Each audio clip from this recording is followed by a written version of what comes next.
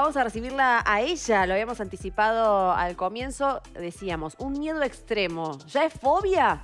Un miedo extremo. ¿Cuándo es miedo extremo o miedo y cuándo ya es fobia? Para que nos quede bien claro, se lo vamos a preguntar a Noé Centeno, que como todos los jueves está con nosotros. ¿Cómo estás, Noé? Chicos, Hola, Noé, ¿cómo andan? ¿cómo ¿Cómo va? están? ¿Qué tema es esto? Porque, sí. No, yo voy a plantear un caso así concretísimo para partir de algo muy concreto. Buenísimo. Yo le tengo miedo a las arañas, sobre todo a las chiquititas. ¿Eso es aracnofobia o no? No sé. Pero ponemos Ahora, ejemplo. buenísimo el ejemplo. Mira, a ver, vamos a hablar. Es un tema porque la gente por ahí habla de trastornos, de cosas que cuando lo padeces te generan mucho sufrimiento y hay veces que no es un trastorno, son emociones, ¿no? Como la otra vez hablábamos esto de la tristeza y la depresión. Entonces, está buenísimo esto, empezar a divulgar un poquito cuándo es un trastorno y cuándo no, cuándo se tiene que tratar. A ver, vamos a empezar con el miedo. El miedo es una emoción que aparece cuando ante un peligro real o imaginario. Eso es el miedo. Es una emoción que nos avisa, que es natural, que es necesaria y que nos cuida del peligro. Entonces, por ejemplo, un peligro real, si yo voy caminando y de golpe veo un león, veo un puma, voy a tener miedo. El miedo te está diciendo cuidado porque ahí podés perder tu vida, cuidado porque lo que te está sucediendo es real, vas a tener que hacer toda una activación y ahí viene por qué el miedo nos avisa. El miedo tiene dos reacciones, o te paraliza o te activa. Entonces, en esa activación se cambia toda la biología. El estómago empieza a bombear menos sangre, la sangre se va a las piernas, a los brazos, las pupilas se dilatan, mi cabeza puede pensar más rápido para salir del peligro. Entonces, yo salgo de ese peligro, resuelvo el miedo. Resuelvo porque salí del estímulo que me genera el miedo. Entonces, es un gran avisador. Cuando es imaginario es con aquellos miedos o preocupaciones que tenemos en nuestra mente que a veces hacemos sobreactivaciones mentales, es decir, rumiación mental, dejamos de ir a ciertos lugares o enfrentarnos a ciertas cosas porque nos da miedo. Eso es la emoción.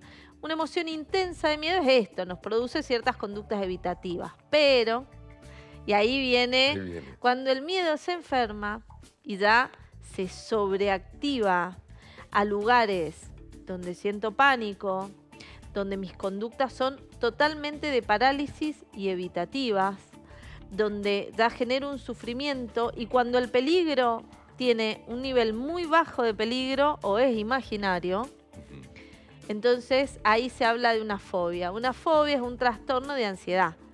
Entonces, eso es muy importante tener en cuenta. Una fobia se trata, se trabaja con profesionales, con medicación, con un psicólogo. Entonces, miedo todos sentimos. Mucho miedo a algo todos sentimos. Las fobias, a ver, ¿qué es la diferencia para pasarla en el ejemplo que vos pusiste? Me parece espectacular. Una araña. A ver, la araña en sí misma es una araña. Tiene ciertos peligros y la araña te pica. Sí. O sea, si vos vas y pones el dedo y bueno, te estás exponiendo a un peligro donde tenés un riesgo. Lo que pasa que es una araña chiquita, mediana, grande. Vos le podés tener miedo y esa sensación de respeto. Bueno, no voy y la mato, no voy a estar jugando con la araña. Si la araña camina al costado, no me da lo mismo, me inquieta. Sí. Eso es miedo. Ahora, si yo veo la araña y yo no veo la araña así chiquita, yo veo mi miedo que hace. Es un miedo irracional, desproporcionado, la fobia. Sí. Veo la araña de mi tamaño gigante, claro. Que se me acerca como así. Como esa vieja película de ciencia ficción, ¿viste? Venía la araña caminando. Claro. Y se me acerca así, digo, bueno, la araña no me va a matar. Coco, digamos, vos no podés acercarte y matarla. Sí, matarla sí, el miedo que me sorprenda. Claro, que vuele de repente. Que sea más rápida que vos. Que me sorprenda desprevenido. Que te por quiera espalda, desafiar. Sí, durmiendo. No, claro. pero te quiero preguntar algo respecto de esto. La fobia se construye, es decir, mucha gente dice, no entro al ascensor porque tengo miedo al encierro. Es porque ¿Alguna vez tuve un mal trago, un mal momento? Se quedó el ascensor entre pisos, por ejemplo, y de ahí más nunca más y empezó a sufrir de claustrofobia. Bueno, hay distintas teorías dentro de la psicología. Las dos fobias más comunes son el miedo a volar y las fobias a los encierros. Son las más comunes por lo que la gente consulta, porque son inhabilitantes. Las fobias en general, hago como este paréntesis antes de contestarte, si vos no te enfrentás al estímulo, la fobia no aparece. O sea, si vos no te enfrentás a la araña, tu vida sigue con naturalidad. Sí. En cambio, la fobia a volar o al encierro te inhabilita porque, por ejemplo, si tenés la posibilidad de viajar en avión, de hacer un viaje, algo lindo, a veces coartás a tu pareja, a tu familia y no lo terminas haciendo por la fobia. O, por ejemplo, al encierro, un ascensor, una resonancia o estudios que te tenés que hacer que te generan la claustrofobia, se llama. Sí. Entonces, es por eso que la gente consulta más por esta fobia, porque los inhabilita o los perjudica a hacer actividades a veces necesarias. A ver, hay muchas teorías donde hay algunas que sí dicen que seguramente tengan que ver con un trauma más de la infancia, del orden de lo inconsciente, es decir, donde no registrás. Pero hay otras teorías más cognitivas, más conductuales, que en realidad hablan como la base es un trastorno de ansiedad, es la ansiedad. A ver, cuando vos tenés un ataque de pánico, vos sentís que te vas a morir. En realidad, la fobia sería, vos sentís que aquello que está afuera te va a matar. ¿Por qué? Porque perdés el control. Entonces, por ejemplo, en el miedo a volar, como va el piloto manejando, vos no ves, el piloto no ves cómo maneja. Entonces, la gente que tiene una fobia a volar no es fobia a volar, sino es al accidente aéreo, cuando el avión se mueve. Entonces, empiezan a hiperventilar y a hacer todo lo que son sintomatología ansiosa, por eso se trata como un trastorno de ansiedad. La claustrofobia es lo mismo, no tienen miedo al ascensor. Lo que tienen miedo es que el encierro le falte el aire y se mueran, ¿entendés? Entonces, si bien hay muchas técnicas que te tenés que exponer y las que más efectividad tienen son de las terapias cognitivos conductuales en conjunto con medicación, con psicofarmacología, es decir, con ansiolítico, que es como el esquema terapéutico para la fobia. Cuando vos tenés a lo mejor un temor, lo bueno está tratarlo en terapia o hacer consciente el miedo. Por ejemplo, vos podés no tener una fobia a volar, es decir, te podés sentar en el avión, pero sí puedes experimentar cierta inquietud o cierto malestar durante todo el vuelo. Eso es que tenés miedo, no tenés una fobia, si lo podés hacer. Entonces, los miedos siempre es mejor trabajarlos a tiempo, porque hay veces que suponete vos tenés este miedo a volar, pero te sentás, así agarrado todas las 1000 horas de viaje. Claro, lo enfrentás. Lo enfrentás, con dificultad, pero lo enfrentás. Si te sucede algo, seguramente que te desestructure en tu vida o venís con la ansiedad más elevada, es probable que este miedo se acreciente y la ansiedad se descargue a través de este miedo. Y puede que lleguemos a niveles de fobias o a trastornos de ansiedad.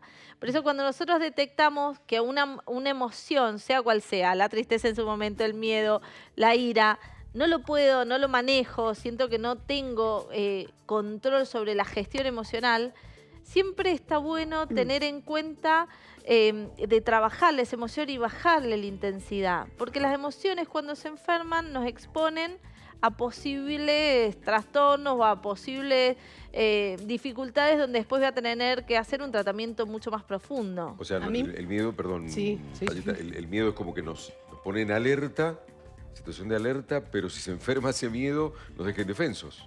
Exacto, exactamente. Te deja con la sensación de que no controlás. La fobia termina siendo eso, es decir, la incapacidad de control de un estímulo muy específico que vos podés pensar y decir, bueno, ¿cuántos accidentes en avión hay en realidad? Claro. O sea, ¿cuánta gente sube y baja en ascensor y no se muere asfixiado? Claro. A mí me pasa algo muy particular que es con los hologramas. Yo los hologramas... Empezamos... Hacemos Las rarezas. Vamos con fobias raras. Sí, vamos con fobias que no puedo acercarme a un holograma, tampoco de chica. De hecho, siempre en las cartucheras hay alguna regla, algo que se utiliza siempre el holograma. A mí me pasa que yo no puedo estar cerca de un holograma, por ejemplo. ¿Eso podemos llamarlo fobia? ¿Pero qué te imaginas, por ejemplo? No, me causa algo en el cuerpo, en los dientes, en todo, una sensación en el cuerpo primero y los dientes se me debilitan, siento. ¿Pero qué pensás cuando ves el holograma? ¿Qué imaginás que el holograma puede hacer? ¿Puede salir de ahí? ¿Puede cobrar vida? ¿Cuál es el temor? Es el solo hecho de verlo, la sensación de verlo ya, no pienso nada, es solamente vos ahí y yo acá, digamos. Pero seguramente, bueno, Sí. eso es lo que hace una terapia, ¿ves? Por ejemplo, el holograma en sí mismo no es lo que te da miedo, sino es lo que tu cabeza imagina y activa el temor o la fobia a eso. Seguramente esto es un miedo viejísimo de cuando eras chiquita, que hay un periodo de la infancia que más o menos son entre los 7 y los 9 años, que es el periodo de las fobias, donde esto lo recordamos todos. Pasillo, vamos corriendo. Sí. Debajo de la cama nunca metías la mano porque la oscuridad en la noche debajo de la cama, las ventanas abiertas.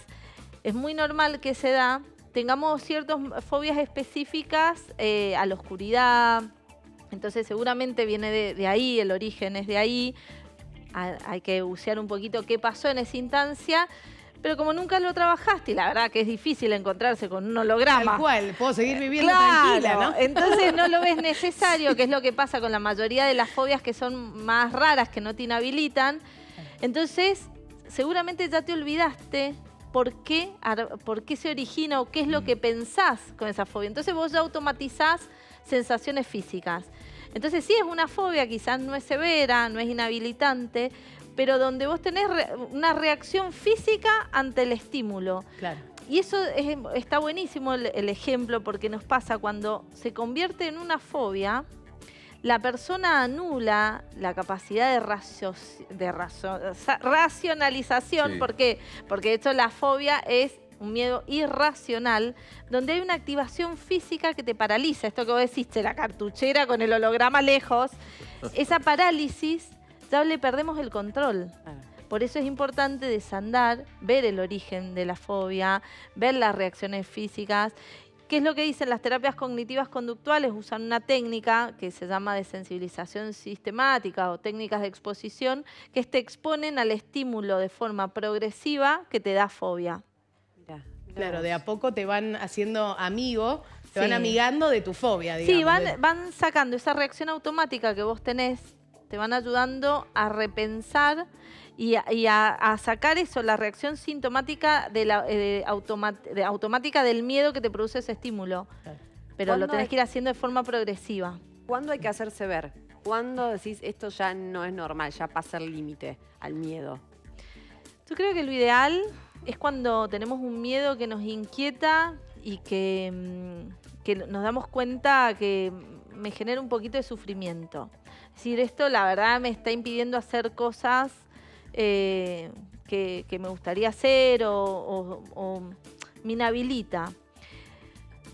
Si no lo detectás, por ejemplo, eso, la mayoría de las fobias tienen eso, es tan específico a lo que le tenemos fobia que muchas veces no es necesario no consideramos la necesidad de tratarlas y podemos convivir con una fobia toda la vida. Pero cuando la fobia te inhabilita, cuando sufrís, cuando la fobia empieza a tener una fobia acá, pero después también otro miedo irracional acá, otro miedo irracional acá, otro acá, digamos, se despliega como trastorno de ansiedad hacia varias situaciones y bueno, es que esto ya ha salido de tu control, donde ya no lo estás pudiendo manejar y donde ya vos vas a sufrir en tu vida pudiendo vivir bien porque Claro. es algo totalmente tratable. Muy breve te pregunto esto para cerrar. ¿La pandemia nos trajo más fobias? Obvio los Sí. contagios, pero La verdad que, mira, la pandemia ha sido desastroso en ciertos sectores de la sociedad lo que ha generado. Por ejemplo, en los adolescentes generó muchísima sintomatología depresiva y fobia social, Ajá. muchísima.